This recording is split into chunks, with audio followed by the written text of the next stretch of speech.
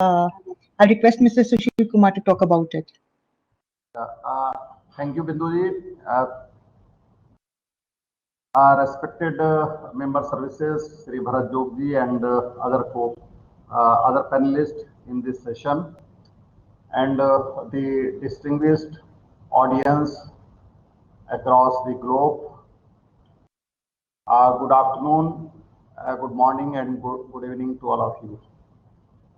It's my pleasure and honor to share my views in this conference. I think you are able to see my slide. Yes, sir, it is visible. Yeah, thank you. So in fact, I'm working in Telecommunication Engineering Center, and a lot of technical things have been spoken about 1M, 2M yesterday as well as today. So my presentation will not cover many technical items, but as a policy and what we have done in TEC, that those things we shall try to cover. So, Telecommunication Engineering Center, it's a technical wing of Department of Telecom and the national standardization body for telecom and related ICT sector. So may I interrupt? If you can make it on full screen mode, sir, your presentation, and also if you can share your webcam. Thank you, sir. If there is no bandwidth issue.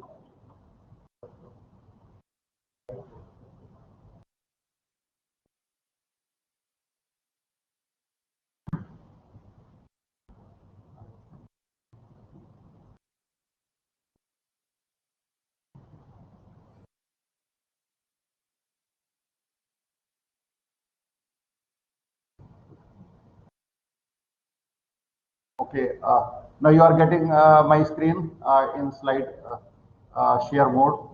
Yes, sir, both. Thank you. So I was telling that DOT is the nodal agency for coordinating with the ITU from India, and TEC coordinates with ITU. ITU is having three sectors: radio, standardization, and the development.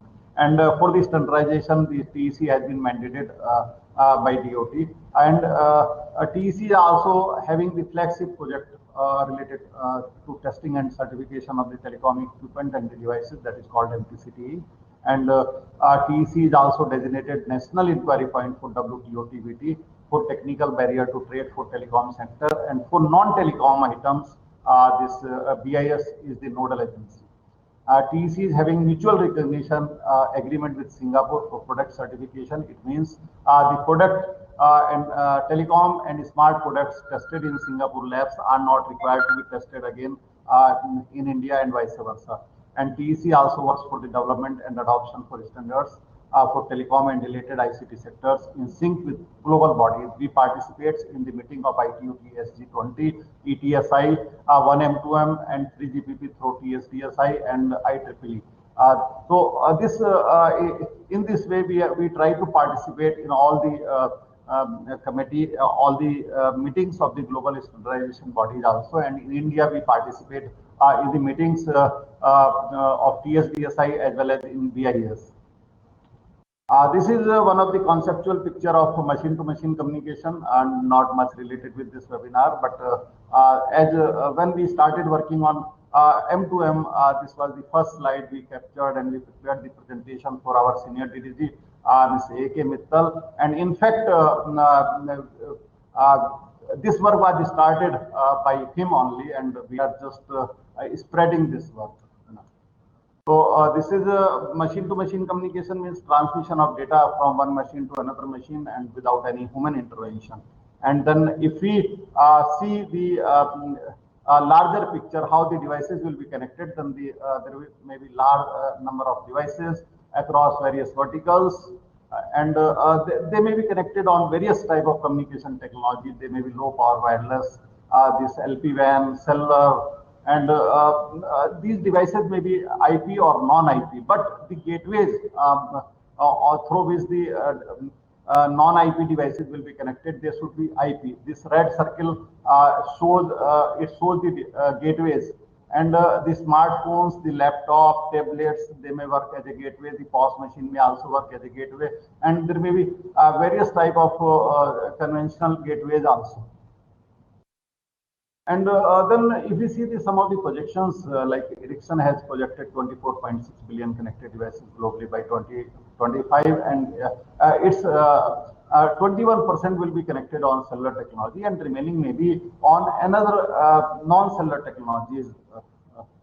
And the projections, these devices may be in the enterprise, in industrial verticals, as well as in consumer durables. So in some of the projections made by GSMA and other bodies, it may be, this year maybe 45 to 55%, and we can say 50% share maybe between the enterprise and the consumer durables. The ecosystem in India is to be developed for 5 billion connected devices by 2022. Then if you see, suppose 60% of this, we will be having the connected devices, then India will be having around 3 billion connected devices by 2022. But it all depends upon the development of the ecosystem in the country.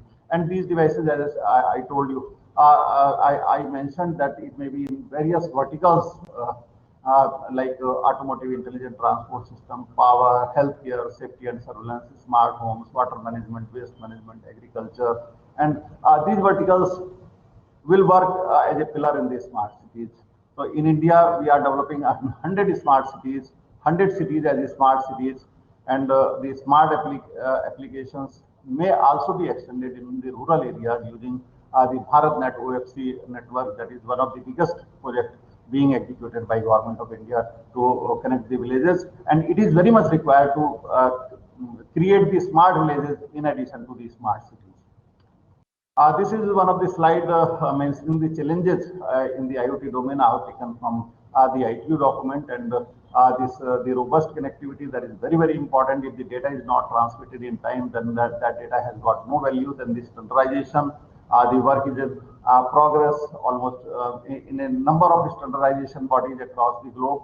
The third one is the interoperability and open interfaces. It is very much important for the platforms, enabling platforms to talk with each other, and we will be seeing how one M2M is satisfying all these conditions. And the fourth one is the privacy and security, that is very important. And fifth one, domain knowledge that is also required. Then what we have done in TEC, we started working in 2014, and we released this 14 technical reports from 2014 to 2020, 2021. Then these reports are in the power sector, intelligent transport system, remote health management, safety and surveillance, M2M gateway and architecture, that is the horizontal layer, and M2M number resource requirement adoption, that its outcome was used to create the 13-digit numbering scheme for SIM-based devices and gateways. Then V2V, V2I radio communication and embedded SIM. So we will see how embedded SIM has been used. This recommendation has been used in the standard created by Ministry of Road and Transport and Highways. Then further, the spectrum requirement for power line communication and low power RF communication. Then the smart cities, smart homes, communication technology. This document covers all type of cellular as well as non-cellular communication technologies. This document was released in 2017, and we are also working on one more document, that is the future communication technologies and use cases for the IoT domain, and that is having the 5G and related 5G communication technologies and its applications, mainly cellular V2X as well as Industry 4.0, and what are the challenges and the requirements for this. Then the smart cities, security, and the smart village and agriculture, that has been released recently. All these documents are available on TEC website, and I've told you these are some of the important actionable points which emerge from these technical reports. The first one I already mentioned. The second, this MORTH has already adopted this interface requirement created in TEC based on the technical report, and mandated in their vehicle tracking device. And it has been done in view of safety of the passengers in the commercial passenger vehicles. Then BIS has also adopted the same. Then IPv6 for all the devices and gateways to be connected directly to PSTN and P11 network, as IPv4 are going to exhaust. So BIS has already mandated IPv6 for smart meters. Then testing and certification of M2M devices. This is being done in the MTCTE regime. And some of the for some of the devices like CCTV camera, smart electricity meter, smart watch tracking device, feedback devices, gateways, we have created the essential requirement. We have used even the BIS standards as well as the MOD standard. Standardization is a collaborative activity. Then common service layer. This came in the document which was released in 2015, and 1M2M document released that was released in 2016, and release one, some of the part of release one was studied in 2015 and taken into consideration in the technical report that was released in 2015 in TEC. Then the additional requirement of the license spectrum. Spectrum is very important for connecting the devices, and the low power wireless communication technologies. Only 2 megahertz was released earlier, 865 to 867. Then the recommendation came from the document that 12 megahertz for low power RF should be reserved, and it should be released as and when possible. It should be adjacent to 865 to 867. The case was referred to TRAI based on our document as well as the public consultation recommended 7 megahertz, 1 megahertz in 867 to 868, and 6 megahertz in 922, 935 to be released on priority. DOT has already approved, and it is expected to be released by WPC in National Frequency Allocation Plan. Then the licensing for non-cellular LPWAN service provider, it is being covered in the M2M service provider registration policy as this non-cellular communication technologies like LoRa and Sigfox. Some sort of a registration mechanism should be there, whether we are providing the free spectrum. But the government should know about these service providers and where they are installing the devices. So spectrum requirement for in 5.9 gigahertz for DSRC. This recommendation also came from the technical report which was released in 2015. And you see, even it is important for the CB2X, which will come which has come in release 14 and beyond for cellular V2X in 3GPP recommendations, and V2V service will be provided on 5.9 gigahertz. It has also been taken into account by the WPC in its WG2 meeting, and it will also be taken into account in NFPP release. Then what we have done, as I mentioned, that IRTEC is participating with coordinating with the ITUT, and we are participating, being the head of the IoT in TEC. We are participating in study group 20 meetings. So we submitted number of contributions, but the contributions which became the part of the recommendations by supplement 53, that is on IoT use cases. The first 5 were submitted from India, and 6th one is from Egypt. These are very important, and these use cases, all the use cases may be implemented in real time to resolve the complexities of the concerned verticals. This ITUT standard that by supplement 56 on smart city use cases, it is having 9 smart city use cases from Japan, Korea, UK, and India. So this is also very important document. One more document on which we are working from the last 1.5 years, that is Y.SRC requirement for deployment of smart services in rural community. This is the work item in ITUT SG20 in question 2, and we are working on this. Then adoption of 1M2M release 2 specification, it is very, very important, and this CDOT and CDOT has done a marvelous work, and CDOT is the second one across the globe after Korea for creating the release 2 based platform. And for adoption of this, TEC created a standardization guide based on ISO specifications, and this guide was submitted to DOT, and it was approved by Honorable MOC in 2020. This 1M2M release 2 document, which were transposed by TSDSI, and they received in TEC through DOT, and these documents have been consulted in in a consultative committee, which is having large number of members from the industry, from India, and for these 2 webinars and 2 training programs were organized for the committee members, and I am really thankful to some of our Korean speakers as well as Dale Seed, who presented the webinars and the important technical items in these webinars and training programs which we arranged in 2019. Then 14 TS out of 17 have been adopted as a national standards in 2020 by TEC for IoT M2M ecosystem. 3 TS they have been dropped as they are not required. They are said to be outdated and they are irrelevant at present. These TEC specifications have been referred in IoT reference architecture, as already mentioned by Mr. Roy Chaudhary. And it is good, even Secretary Sara also mentioned that the TSDSI, TEC, BIS, CDOT, they have worked together and created such type of ecosystem that these standards have been adopted in TEC, and further this have been taken into IoT reference architecture. These standards are voluntary, but they may be made mandatory by its use, reference, or adoption by regulation or references. Even ETSI published in its press release about this. This 1M2M, the first 2 points have been spoken a lot, but why 1M2M is important? Other standardization body may also be working on such type of specifications.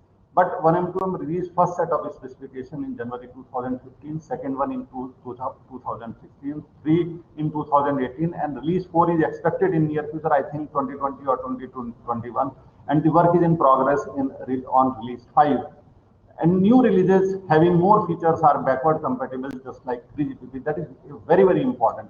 And 1M2M has collaborated with ITU-T Study Group 20 in 2016, and ITU-T Study Group 20 has also adopted Release 2A, that is the Release 2 plus some documents of updated document of I think maybe of Release 3. So this 1M2M is having interworking and interoperability with a number of standards as well as the technologies. That is very, very important. Even the OCF, OPC, UA, and so many other standards, the technology like specification, 3GPP, or CV2X technology, that will also be the part of 1M2M specifications. They will be interworking with 1M2M, and that makes this standard more valuable. Because otherwise, what will happen if suppose after this platform on some proprietary specification have been created in a smart city, and after 3 years or 4 years, suppose Cellular V2X has to be incorporated or OCF has to be incorporated, then the vendor will ask again the money and for writing the codes and other things, which may not happen in such type of standardized platform. And it is what I feel, it's my opinion, any standard should have a future development roadmap. If the standard is not having future development roadmap, then I think that should not be considered. Tomorrow there is a possibility that IEEE may have some specifications for the platform, but that those specifications should also have interoperability with the 1M2M specifications, so that both type of platforms may work in the ecosystem. Then further ITU-T activities on IoT and smart cities. Study Group 20 has released specifications starting from the city planners to stakeholders engagement to sensors, devices, the platforms, communication technologies, the cloud, big data, open data, and the smart data governance. So large number of standards have been released by ITU-T SG20. Then U4SSC, that is also one of the very important part which our senior DDG covered yesterday. And these KPIs may be used by Indian smart cities also to assess the smartness of these cities, so that our cities are also parallel to the global cities. These we are covering in our document. ITU has mentioned that this platform is the brain of the city. If the brain remains smart for a long time, the platform will remain smart. Then ITU has mentioned the challenges like interoperability, scalability, dynamicity, security, and privacy. And for this, if we are using some standard, that should also have the standard development roadmap for at least for the next 10 years. This has been covered by many speakers, so I can speak the common service layer. These are some of the functions of common service layer. But if anybody is developing a platform, some of the functions may be mandatory and some may be on a requirement basis. So what I feel, the registration, discovery, security, communication management, and the data management should be the mandatory feature for any platform, and other features may be developed as and when required. So such type of recommendations we are giving, such type of opinion has been given to DOT to include in M2M service provider registration policy, which is expected to come in near future. This is one of the figure out taken from the presentation of ITU. This is one M2M based platform, and this NGSILD being using these specifications, how we can converge the IoT and non-IoT data. Then what we are further progressing, we are trying to finalize the IoT ICT standards for smart cities. So as I mentioned, that this document will cover the specifications from the city planners, stakeholders to devices, sensors, and these platforms, 1M2M, and the ITU interoperability standards, and the GR, IR, and ER of released by TEC, because so many smart cities, they are laying the optical fiber cable as well as they are purchasing the materials. So these TEC specifications, GR, IR, and ER will help them to purchase the quality tested materials. Future communication technology and use cases in IoT domain. So this it will be covering the 5G and the 5G related use cases, especially the Industry 4.0 and the cellular V2X. And security by design principles in M2M device manufacturers, so that end-to-end encryption can be achieved. These two work items were given by TRI, and we are working on this draft guidelines for consumer IoT security based on ETSI 303645. And the guidelines released in UK, Australia, Finland, and Singapore, they have been studied, and we have prepared the draft guidelines for the India, and we are expected to release within this month. So these draft guidelines will be the part of the security by design principles, and the NTC National Trust Center will also be based on these items. Then some of the work which have been initiated just now, because every work takes around 1.5 year time. The process we have received 1M2M release 3 specification from TSDSI, and we have reconstituted the consultative committee. The standardization division has already called for the public comments, and as soon as the public comments are received, we will start working on this. So we hope from the date of receiving the comments, it will take around 4 to 6 months for us to finalize it. So work group has been constituted on IoT and 5G applications in smart grid, and it is in progress. And then the testing and certification framework for 1M2M based ecosystem. This is very much required to have a detailed understanding. We were having a meeting with the experts of ETSI, TTA, and 1M2M, and recently I have spoken to GCF. We shared the mail, and it is expected that GCF will be providing some webinar on this, how the ecosystem can be created in the country for testing of 1M2M based platform and the devices. This is, as we know, the open standards and interoperability. They are the key to resilience, sustainable, and scalable growth of IoT verticals and smart infrastructure. Thank you very much for your patience and listening to me. Thank you very much, Sushil ji, for that very comprehensive view of the work being carried out at TEC.